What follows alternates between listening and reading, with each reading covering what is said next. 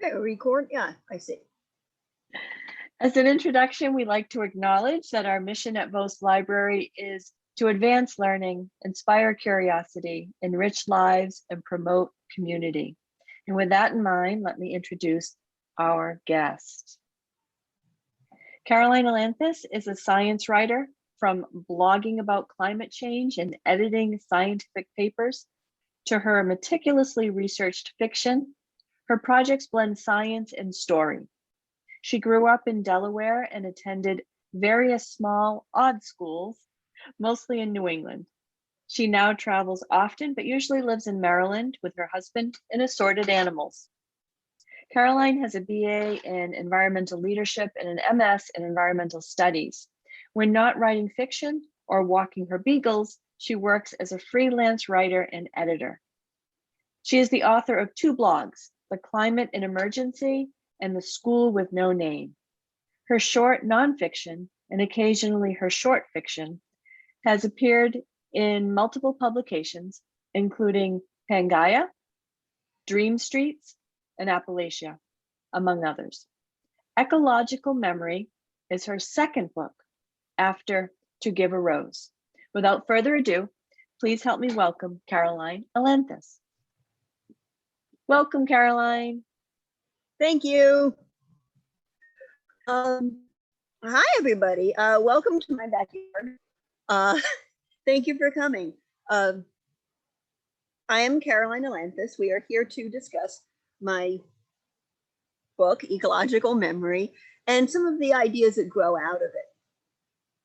So a couple of years ago, I wrote this book about loss and resilience in the face of a terrible global pandemic. And then, wouldn't you know it, we had an actual terrible global pandemic, which is still continuing. That's not what I wanted to happen for obvious reasons, but it has presented me with the opportunity to see how my fiction compares to the real thing. I want to share some of those discoveries with you. And I'll introduce the book and its major characters, and then I'll dive in. There'll be plenty of time for questions and discussions afterwards. The blurb on the back of the book: Elsie Rodriguez still can't remember how or where she survived the fall of civilization. It's been 20 years. All she has now is a few memories of the trees she played among as a child. Fortunately, Elsie is apprenticed to the brilliant and mysterious itinerant ecologist, Andy Cote. If anyone can figure out where the forests of her memory grew, he can. But Andy, too, is lost. When the old civilization fell, his son vanished. Now he has questions he can neither answer nor let go. In helping Elsie reclaim her home, can Andy, too, find peace? Part scientific detective story, part post-apocalyptic travel log, Ecological Memory is, at heart, a tale about what happens after you lose everything. I'll read the first few paragraphs for you as well. What's it like having hair grow out of your face? Elsie asked, as she watched her ecology professor shave in the shade of a hemlock grove. He paused and looked at her. You have hair growing out of your face, he said. You should know what it's like. Elsie's cheeks grew hot and she looked away. She was sensitive about her few chin hairs. But Andy didn't insult and he rarely teased. He probably just meant her eyebrows. She turned back and watched him shave again.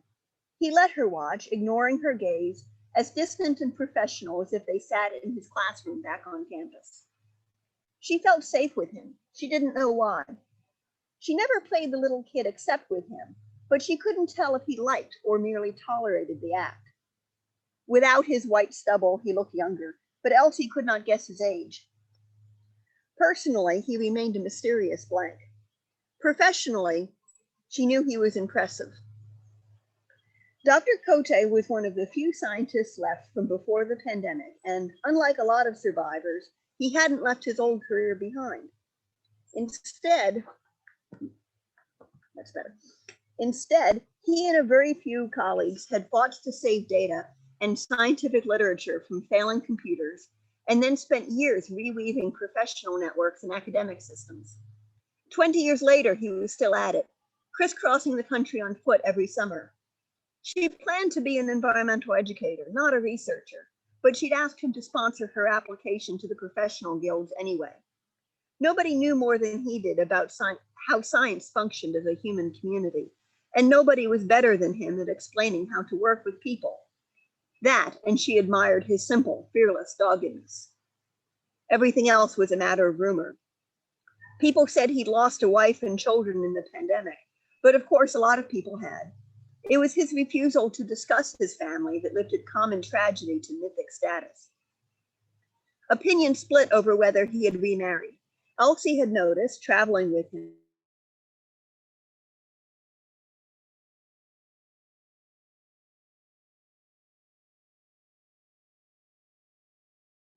that he recorded him. She'd overheard him with his voice, soft and gentle, and she had resolved never to overhear again. She'd defend him from anyone, if necessary, even from her own curiosity. She never asked him if the rumors were true.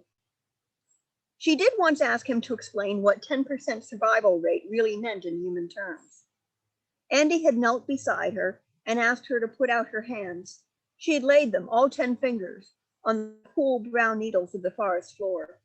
The man drew his pocket knife and brought it down, hard, on her left pinky.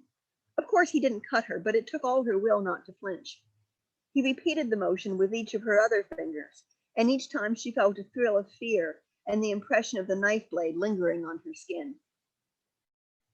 When he had mimed cutting off all her fingers but one, he folded away his knife and caught up that one surviving finger, her right pinky, in his own warm hand and gave it a friendly little shake.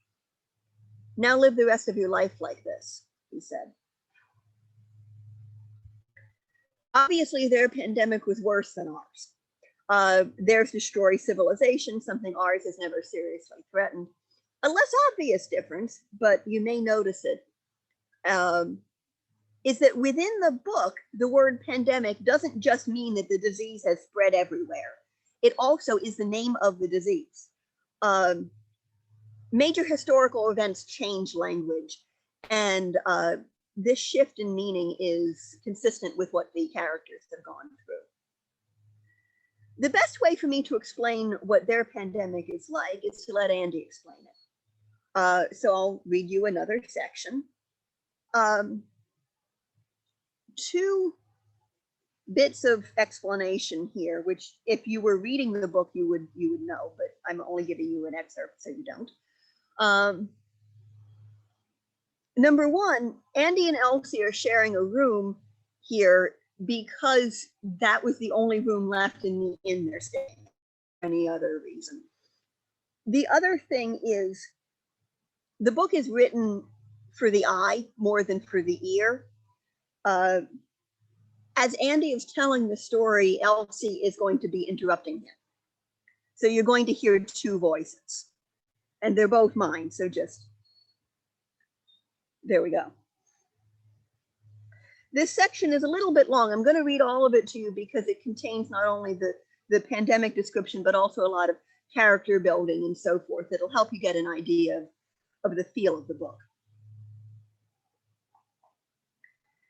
This left Elsie and Andy nothing to do but retreat to their single room. Elsie wasn't especially attracted to Andy. She assumed he reciprocated her non-interest, but she couldn't ask him. He was her teacher, and he was most likely married, and he was some unknown but large number of years too old for her anyway. The subject was closed. The sense of the forbidden, plus not actually knowing for sure, gave the whole situation an ambiguity that could have been sexy and exciting in person. But with Andy, it was just awful. In the dark, she could hear him shifting around in bed. He seemed uncomfortable with the arrangement, too. She wanted to do something to reassure him, to dial back the ambiguity at least a little bit. Tell me a story, she said in her little girl's voice. I don't know any stories, he confessed. I used to have to read to my daughter instead. I couldn't make anything up. That's okay. I don't know any stories except my own. That's the one I want to hear. It's not a great bedtime story. Tell it to me anyway. Andy had indeed been uncomfortable. He knew there were men in his position who took advantage, and he didn't like to think that Elsie might fear him. But he felt no ambiguity, no attraction. She was just too young. If Sarah were still alive, she'd be about the same age. He'd been thinking of Sarah, not his living daughter, when he spoke of reading just now.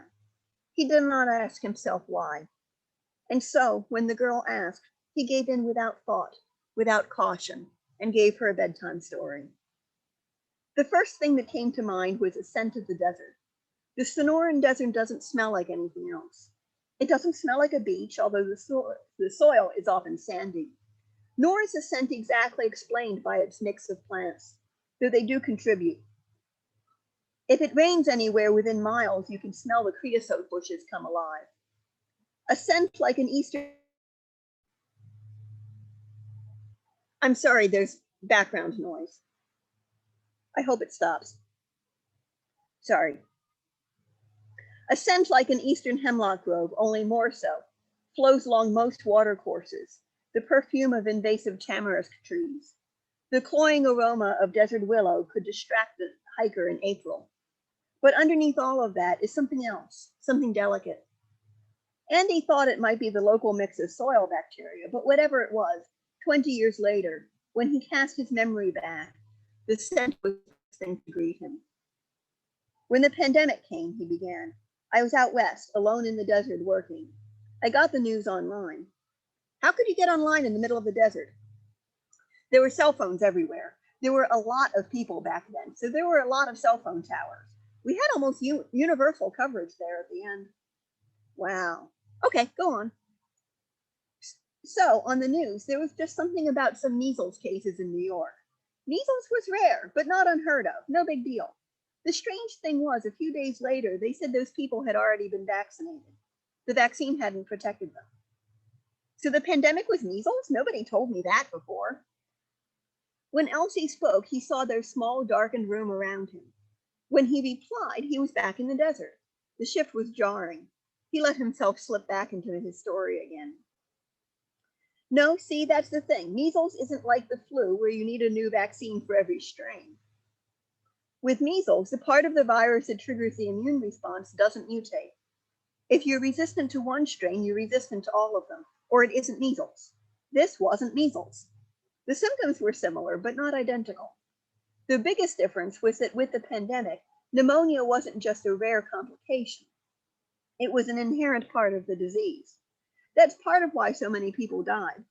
They came up with a name for the thing, some acronym, but it never caught on. We called it the pandemic, same as now. Anyway, a few days after that, they said that the same thing, a measles-like pneumonia, was spreading in other cities around the world. London, Melbourne, Sao Paulo. There were a lot of places. But it wasn't that the other cities had caught it from New York. As far as anybody could tell, they'd actually all gotten the disease at the same time. It just took a week or so for someone to realize the news stories in different countries matched. Wait, multiple cities? All at once? Was this thing on purpose? Yes, probably, but nobody ever proved it. Nobody even settled on a really good motive. The people who did it are probably all dead by now. That's horrible. Well, yes, it's a horrible story. Do you want me to tell it? Yes, please. Sorry. The thing is, only a few dozen people were even sick yet. We'd had pandemic scares before, but they never really amounted to anything. As weird as this one was, I figured the public health people would just take care of it. Civilization seemed really remote to me that winter, and I had a lot to do. I had to map out potential bat roosts and nectar sources, so I'd know where to put my interns during the spring migration. But I didn't know they were underestimating the scope of the disease. The public health people, I mean. A lot of people were misdiagnosed who just never sought help. And for the first week or so, there were no obvious symptoms. You just felt tired, maybe ran a light fever. Nothing you'd go to a doctor about, but you were already contagious. So however many people the CDC knew were sick, there were always many more. And those extra people each infected an average of 10 more. So when the authorities tried to contain the disease, it was already outside the container. We never had a chance. But we didn't know, so I just kept doing my job. When I went into town for another month or so of groceries, I noticed people were freaking out, but that always happened with pandemic warnings, so I ignored it and went back out. But then my wife called me. She said the mystery disease, the pandemic, she said it was in Boston. It was in a lot of cities by then. Chicago, LA, Dallas, anywhere with a major airport. But we lived in Keene, right near Boston, and there were little satellite infections springing up in smaller cities and towns all over. Everywhere they screened, they found the pandemic already there. But she didn't call to tell me that. She had assumed I already knew. She called to tell me not to worry about her, that she and the kids were fine, that I should stay out in the desert like a reverse quarantine for as long as I could, so I wouldn't get infected. She'd heard the disease was in Tucson, right near me. She wanted me to stay safe. What did you say? What did you think I said? I wasn't going to let my family face this thing without me. So I packed up my stuff and drove to Phoenix. I was going to catch a plane and get back east.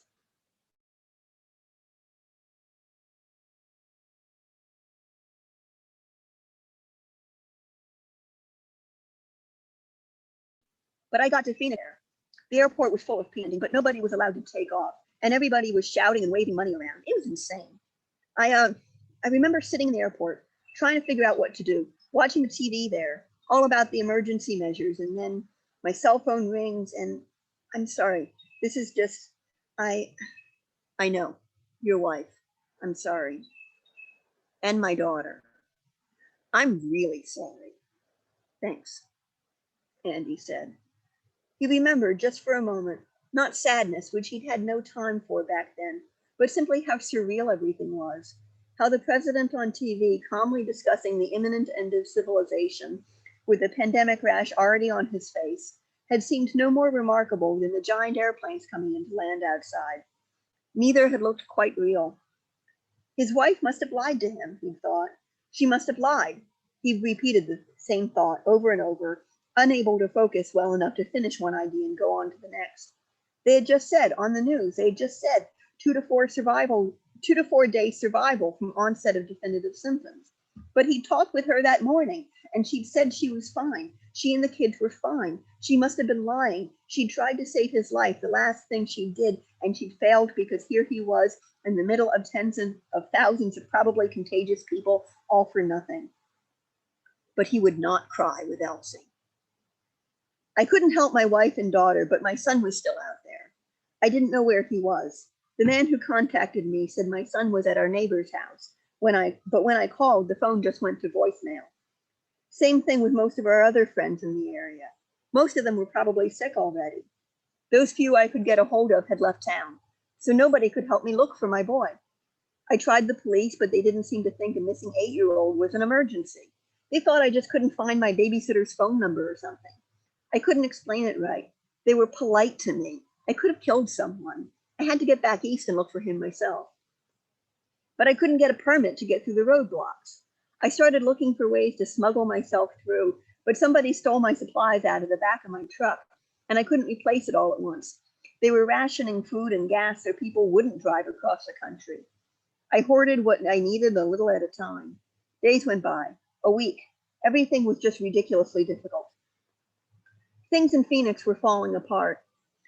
It wasn't that everybody was dying. Only a few dozen people in the city were even sick yet. No, the problem was fear. People mobbed stores buying up face masks, vitamin C, and duct tape, as if that would help.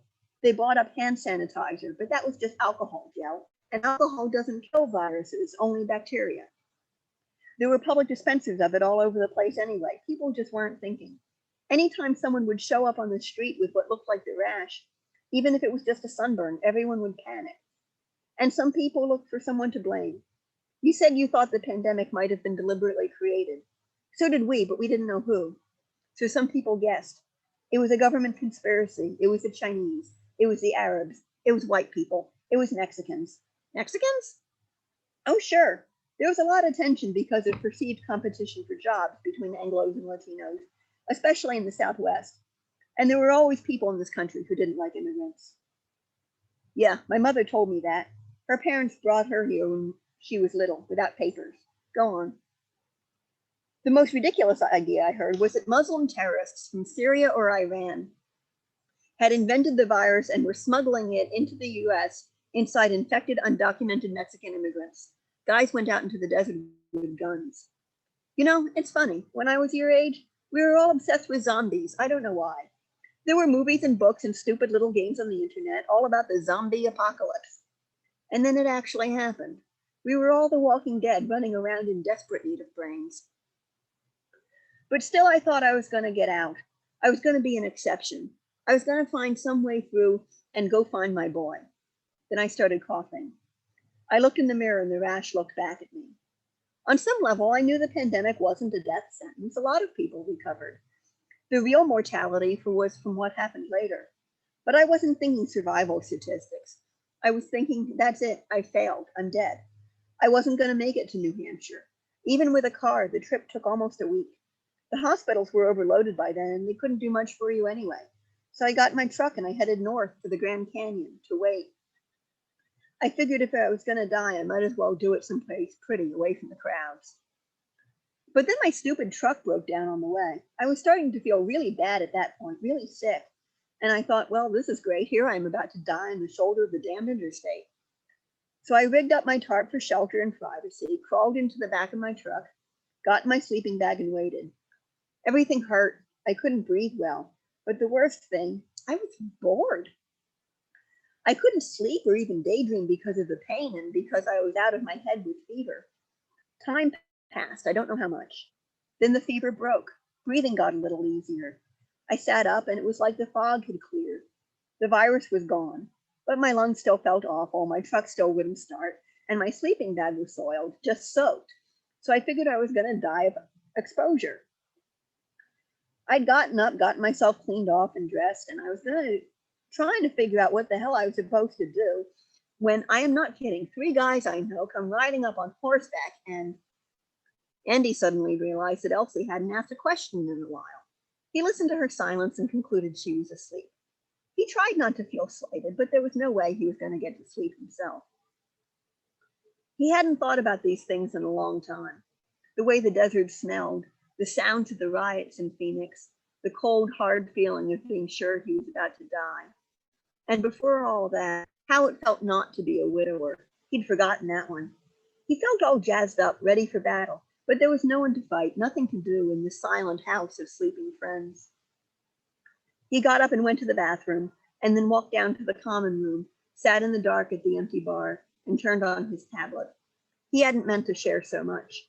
He'd planned to talk about his experience of the pandemic, not himself, but the two proved inseparable.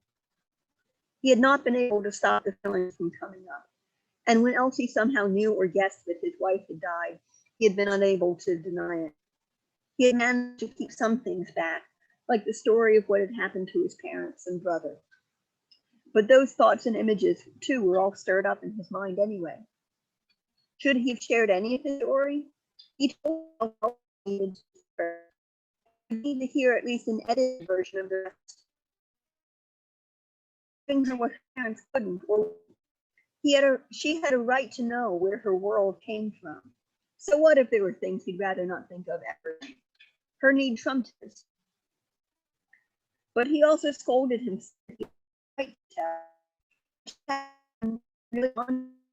It's just going through her stupid little kid routine for whatever reason, and he burdened her with his tale out of a selfish need for catharsis. Mostly he thought about nothing in particular at all, just waited for exhaustion and the mindless rhythm of computer solitaire to calm him.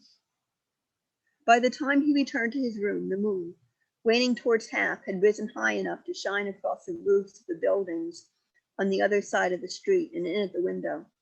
Its light shone on Elsie, sleeping with her mouth open, and her dark braids splayed all over the pillow. She looked very young. The moonlight reminded him of streetlights, the once ubiquitous sodium glow of another age, another house, another girl. He put out his hand to stroke the hair of the sleeping woman, but didn't complete the gesture. He put his hand away and went back to bed.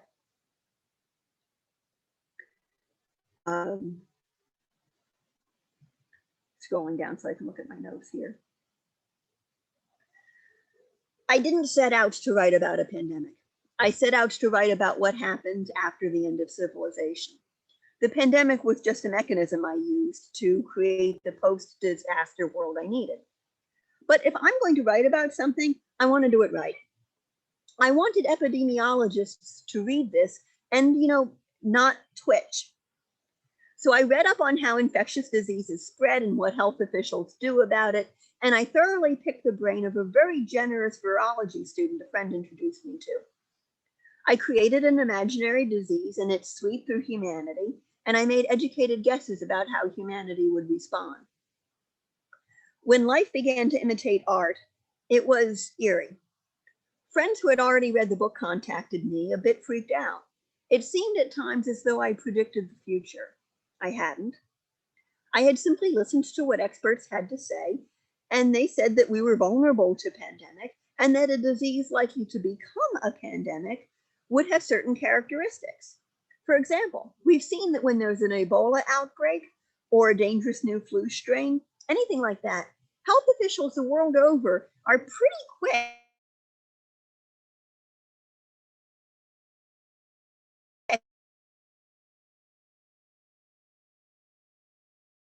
to jump on that sparsely populated.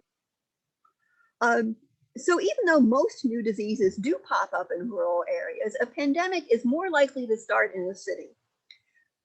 Similarly, although you might think the worst case scenario is something like Ebola, just because it's so horrific and their mortality rate is so high, actually, Ebola is not very contagious. And because it's so horrific, it's really obvious. It does not spread without somebody noticing. So a far worse scenario is a disease that is often pretty mild. It's highly contagious, but a lot of people have few, if any, symptoms. It's only a minority who get really sick and die. Because something like that can spread under the radar, and it would be impossible to contain. Even a low mortality rate can be catastrophic when everyone gets sick. That's when you get the economic problems. That's when you get the social stability problems. And if those get worse enough, that's what can take down civilization. That's what we're vulnerable to, not disease itself. So, I wrote about a respiratory disease that first appears in cities and becomes contagious before symptoms start. COVID-19 has the same profile, but of course it does. It's a pandemic. A pandemic would. The fictional disease does have a higher mortality rate than COVID, but what makes it end civilization is that it's also far more contagious. Having spent a couple of years imagining catastrophe, I might have let myself get a little bit freaked out by the real pandemic, except I knew what a disease has to do in order to pose an existential threat. And COVID, as bad as it is, doesn't have what it takes. So there are advantages to being a stickler for realism, even when writing fiction. And one of them is you stay a little bit more grounded when life imitates art. Creating a plausible fictional pandemic was one thing. Figuring out how society would respond was something else. There, the experts were really of no help. Excuse me. No living person had ever seen anything remotely like this. Think about this. 2 years ago, we didn't know. I guessed correctly about increased xenophobia and blaming. I guessed correctly that there would be panic buying, but I thought it would be duct tape, not toilet paper, that would fly off the shelves. There are other things I got right too, but I overestimated the tendency to riot. I missed the way many people would pull together. I completely missed social distancing. And although the fictional disease, like the real one, is much worse for anyone with underlying health problems or people without access to good medical care, I didn't realize that that would translate into racial disparities. I should have gotten that one. I really should have. I was naive. I started writing with a couple of goals in mind, but the story really wrote itself in some ways. One of my goals was to explore science the way actual science. Sorry, a notification just popped up and ruined my rhythm. One of my goals was to explore the way science. One of my goals was to explore the science the way actual scientists experience it, as a normal thing and a shared frame of reference, even though I knew most of my readers wouldn't be scientists. So how do I make something feel normal that maybe isn't normal to you? Part of the solution I developed was to have Andy and Elsie use their shared frame of reference, ecology, to talk about something familiar, specifically human interaction. I'll read you an example.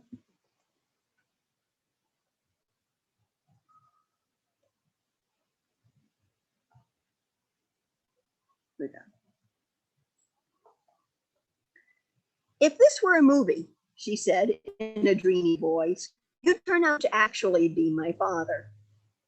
She was lying on her belly, chin in hand, kicking her feet idly. She was being 10 again. Andy looked up from his book for a moment. I think I'd know, he said dryly. Elsie was about to point out that, being a man, he might not. A man could father a child and not know. When she realized what such a comment would imply about his character, she shut her mouth. I'd also know, he added, as though he could read her mind, if there was a possibility I might not know. Elsie's face reddened and she looked away. She would not apologize for thinking, however embarrassing the thought. Anyway, she hadn't meant that Andy was her dad, only that in a movie he would be, because movies are like that. He wasn't even her father figure, not exactly. She didn't know what Andy was to her, or what she was to him. She didn't even know for sure if she was important to him at all. The silence stretched out for a while. I have some articles on insect host plant choices, Andy said finally, if you want me to send them to you too. Sure. Somehow she had started to specialize in insects and how they interacted with human communities. She was researching now for a series of more in-depth workshops on the subject. You know, Andy began conversationally, there is, or at least used to be, a community of urban butterflies in the Northwest that aren't using any of the remaining native plants there. They are completely dependent on exotics in people's gardens. It's what's called a novel ecosystem, species that didn't evolve together, but form a functional community anyway. If you got everybody to grub up those exotics and replant with natives, what would happen to those butterflies? Elsie happened to be facing away from him as he spoke, so she allowed herself to roll her eyes fondly. In her workshop, she often stated authoritatively that non-native plants are inedible to native insects, and so starve insect-eating birds, that living things need their evolutionary partners, the species they have grown up with, so to speak, to survive. So, naturally, Andy had found a counterexample. He liked to do that. Questions interested him far more than certainty. She made an interested noise. Relationships between organisms that do not share evolutionary history might not be as nuanced or as specialized, he continued, addressing the back of her head, but sometimes they are enough. Elsie turned to face him, surprised, but his expression was unreadable. Something inside her had softened at his words, but she wasn't sure whether it should have. Everything he said could be understood on more than one level, and she never knew which he actually meant, and couldn't imagine asking. Out of conversations like that, as I was writing, evolved one of the central themes of the story, one I did not plan on. Now, no one scene encapsulates the entire theme any more than any one scene encapsulates the entire plot. But this passage should show you what I mean. Here, Andy and Elsie are having lunch aboard a ferry boat on a river in Maine, incidentally. It is good, Andy pronounced. Does it actually taste like fried oysters? Sort of, Elsie replied. A little. You've never had oysters? No. He obviously thought the answer self-evident. Have you ever broken Jewish dietary laws? I break some of them often, but the laws I do follow, I haven't broken those since I rode east that first time. Why not? Why follow some laws and not others? I don't know. You're like my mother, Elsie commented and took a bite of her roll. Excuse me? You're religious the same way. She says I was christened and she crosses herself sometimes, but she didn't object when I didn't want to be confirmed. She only goes to Mass on Christmas and Easter. I don't think she prays anymore. So she's like you. She's religious out of habit. Andy leaned back and folded his arms over his chest. In my case, it's a little more than that, he said after a pause. I'm Jewish because my mother was Jewish. She was Jewish because of her parents. One of my grandfathers had the numbers, on his arm. If I assimilate, if I start thinking and acting like everybody else, then for what did they survive? Why did they come to America, if not for me to be able to live as a Jew here? And he went back to eating his roll. The boat started moving again with a small jolt. Elsie exhaled, blowing the hair out of her face. She was used to the shadow of the pandemic, but this?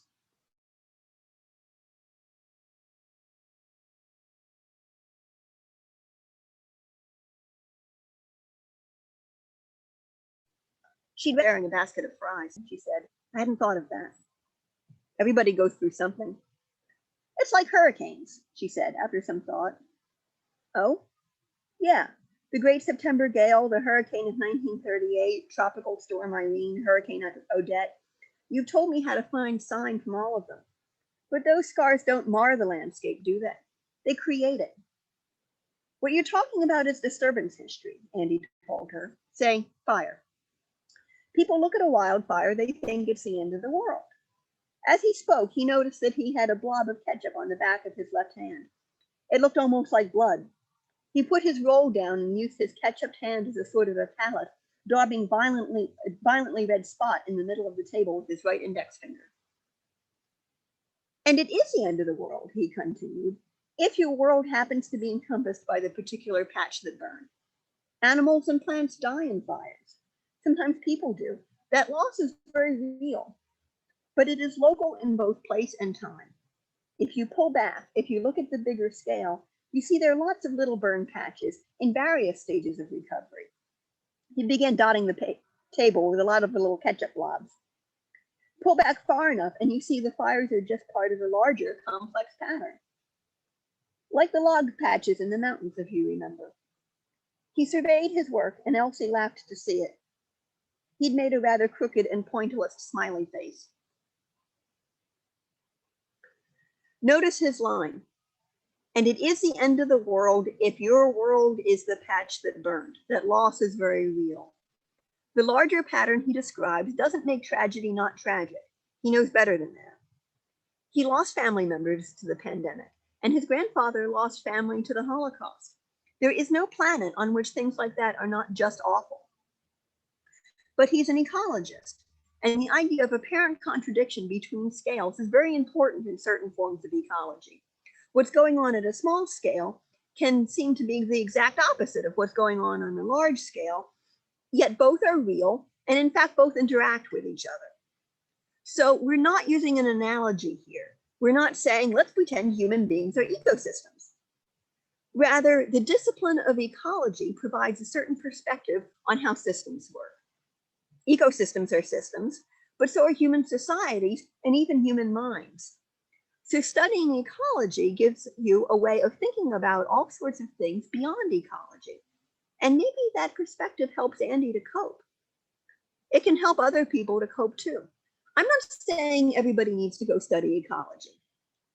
I'm not saying insights gained through science are necessarily the best way to cope with the slings and arrows of fate. I'm just saying that Andy's source of perspective and comfort is another example of something I covered in fiction that ends up working in real life too. I know that because right after I published Ecological Memory, my sister died.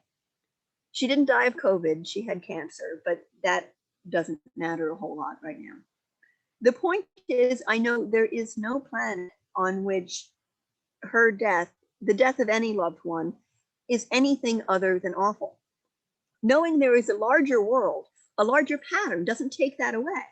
But being able to regard both scales as equally and wholly real does make the scale that hurts a little easier to live with. But I don't want you to think that my book is nothing but science tragedy and beautifully described landscapes. Before we close, I want to read you one more excerpt. And my pages are sticking together. Come on. Here we go.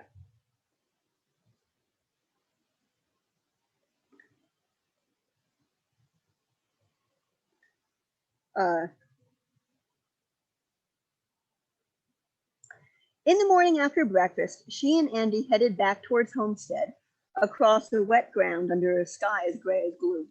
The air still felt damp. A fitful breeze spat cold air at them now and then. Is it just that we're so much further north than I'm used to, or is this cold for April? Asked Elsie. It's within the range of normal, I'd say, replied Andy, looking at the sky. You know, I can remember snow on the ground in April around here, a couple of inches. Did you have to walk uphill both ways to school too? She teased him. She knew perfectly well that he was right. The climate had been colder, but older people always said that sort of thing, and true or not, it had become a cliche. He laughed. He had a wonderfully boyish laugh, like a grin that had boiled over, showing a row of tiny, well-spaced teeth. Did you know that there's a stretch of the Appalachian Trail that actually is uphill both ways? He asked. Yeah? Yeah. Well, on average, anyway. The trail goes up and down a lot. He traced zigzag mountains in the air with his finger. How do you figure? Okay, so the highest point on the Appalachian Trail is at the top of Clingman Stone in Tennessee, right? Okay, agreed Elsie. She didn't actually know the relative elevations of the various Appalachian peaks, but she had no reason to doubt Andy. So, since Clingman Stone is higher than the northern terminus at Mount Katahdin in Maine, a northern hiker averages downhill from Clingman Stone on. Okay? Well, the lowest point on the trail is the Hudson River crossing. That was the lowest point on the trail. They had followed that section of the AT on their way north from Pennsylvania. Yeah, it all averages uphill from there. But since the Hudson crossing is north of Clingman Stone, that section is already averaging downhill for a northbound hiker.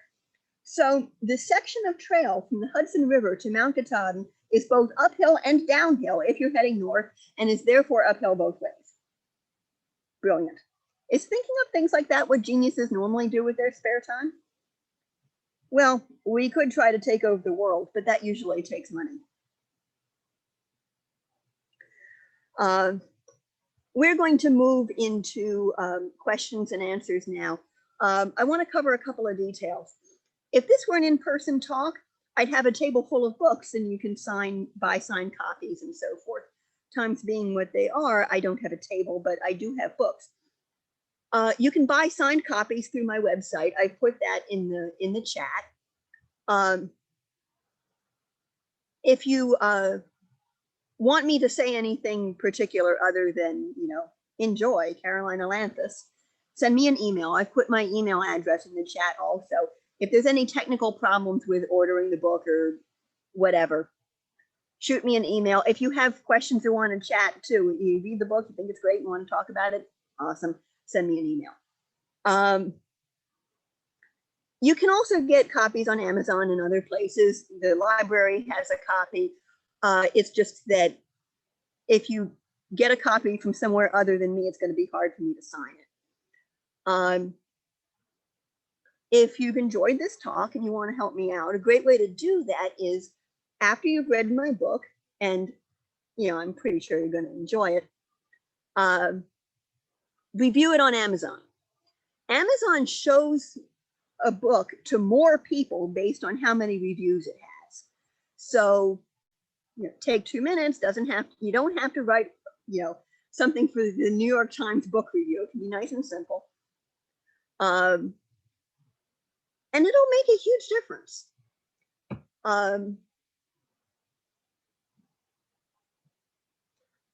Yeah, so that's what I've got, and we are going to move into questions and answers. Hopefully there will be some.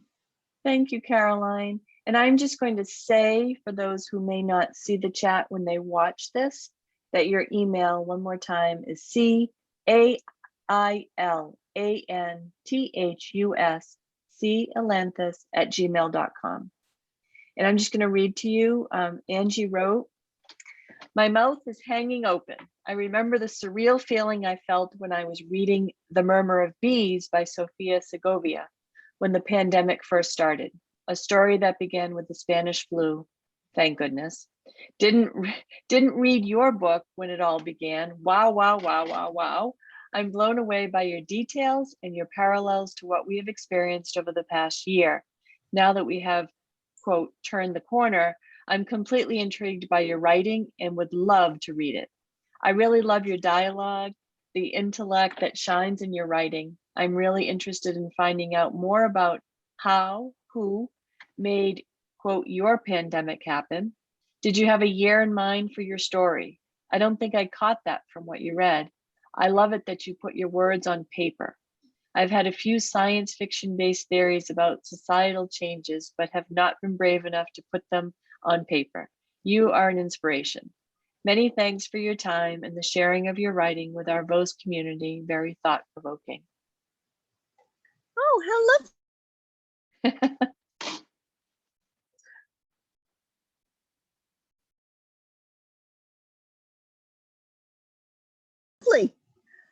As an example, there are scenes in which the phase of the moon is mentioned a couple of times. And those are tied to dates that are tied to the actual year I decided this would happen. I looked it up.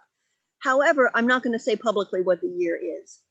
The reason I'm not going to do that is because as long as I don't say that, you can imagine that it's in the future, no matter how many years pass.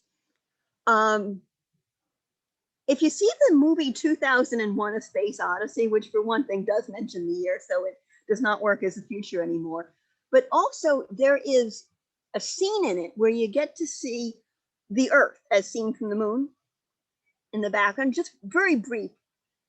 If you notice that, the Earth doesn't look like that from the moon. We know that now because somebody went over there and took a picture and sent it back. That hadn't happened yet when that movie was made, so they had to guess, and they guessed wrong. I don't remember exactly what the timeline was, but it was something like months, at most, maybe a year or two between when that movie came out and when those pictures became available. They got so close, and it's an utterly inconsequential detail. It's still a great movie. I didn't want that to happen to me, so I left the year out. Of course, it happened anyway, because now we have this pandemic, and our pandemic is not in the past in this book, clearly. So, but I'm in good company. Me and Arthur C. Clarke and Stanley Kubrick, it's a club. Oh, thank you for answering that for Angie. Doug is asking, what was the impetus or the inspiration to write your book? I mean, you've done so much research, right? And that shines through. But more like, what was that spark? Actually, well, I mean, spark is kind of a misnomer because there were a lot of them and they became cumulative. The very beginning of this book happened when I was 11 years old, and my class got a wonderful assignment. We were supposed to write the Constitution. We'd been studying about what the framers did and why and so forth. So they said, okay, imagine that you're the framers and sit down and write the Constitution as a collective thing. It wasn't each of us individually writing our own Constitution. Like, we had to debate it and argue it and frame our ideas. And it was this wonderful thing. And before we got about halfway through, and I think it took like a week or something we were doing this, the teacher said, well, okay, you kind of got the point. We have other things we need to cover. So we never got to finish our Constitution. But ever since then, it was always in my mind that this is not the only way that America could have been. So I started daydreaming about all of these other ways that America could be. And I kept daydreaming that on and off for decades. And then I became more aware of environmental problems and more aware of various societal problems. And on my bad days, I started having daydreams like, wouldn't it be great if just all of this went away somehow? And that would be awesome. And something beautiful could happen in its place, and it'll be so much better. And then one day I realized that these two fantasies are in fact connected, that everything could go away and just fall apart and die. And what comes after could be one of these alternative versions of America that I had imagined. So that was all great. And then I was thinking, do I really want to be imagining the end of this? Like, this is kind of messed up. One of my teachers in grad school talked about this in a presentation. He was talking about his own negative daydreams, and how he said that there are days when, if he could make humanity go away and solve the environmental crisis that way once and for all, if he could do that, even if it would meant his death, even if it would meant his daughter's death, who he, by the way, loves more than anybody, he would do it on bad days. And I thought, wow, that's what this fantasy is.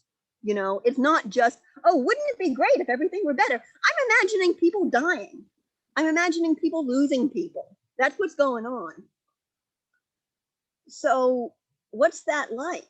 So then I got this idea of telling this story about what it's like for real, believable people to live through the kind of catastrophe that I was sort of blithely imagining, and lose people and think they were going to die and miss their families, and people vanish, and it's just all awful.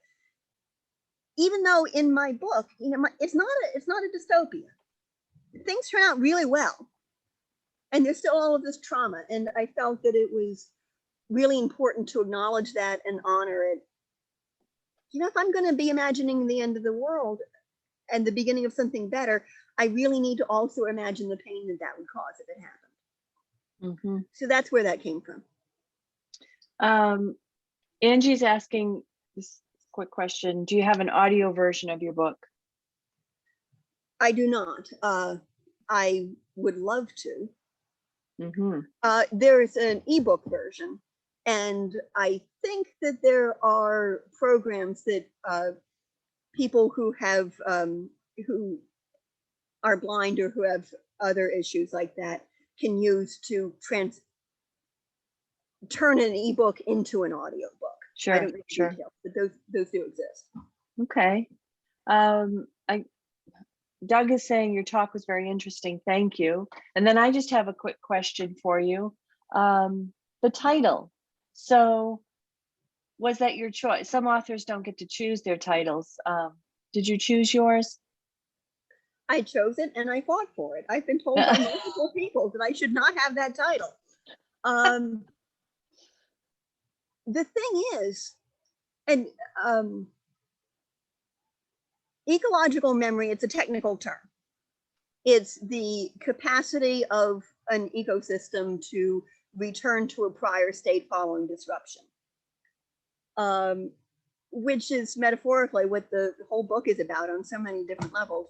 And of course, the plot revolves around remembering an ecosystem, or at least remembering a group of trees. So the title really works, in my personal opinion. But I have been told that it's too sciencey, that it's going to scare people off, and nobody likes science that much, and I really need to choose something that's going to appeal more to a broader audience. And I thought, this is a book about a scientist and his science education grad student, and they're talking about science all the time. And it's like science and science. At some point, it's like, the joke about people who want, if you here, have some fish, and they say, oh, I don't like fish, it tastes fishy. Well, then don't eat fish, it tastes like fish. And of course it's fishy, it's fish. So yeah, makes sense. I'm hoping that everybody reads and enjoys my book, but I think my target readership are people who are going to go like, oh, ecology's in the title, cool. Yeah, that's right.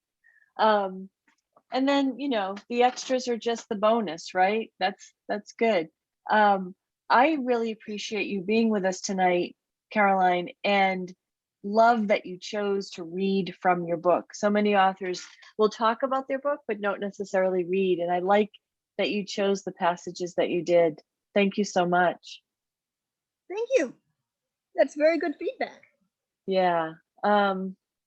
So I'm just, yep. So Angie's yesing that. Yes, loved your reading. Many thanks. Many thanks. So it was an honor to be with you tonight. I really appreciate it.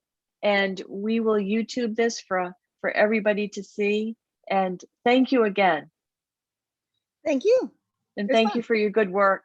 And I'm glad we have your book in our library for many to read. I'm glad too. Thank you. All right. Have a great night. That concludes our presentation for this evening, and all of us at Vose Library. Thank you for attending our Zoom with Vose Wednesday series, and we hope that you'll spread the word and join us on Wednesday, May 5th with Jim Doble as he shares his artisanship in handmade instruments, discusses music therapy, and how sound and vibration affect us. Good night, everyone. Be well and stay healthy. Take care.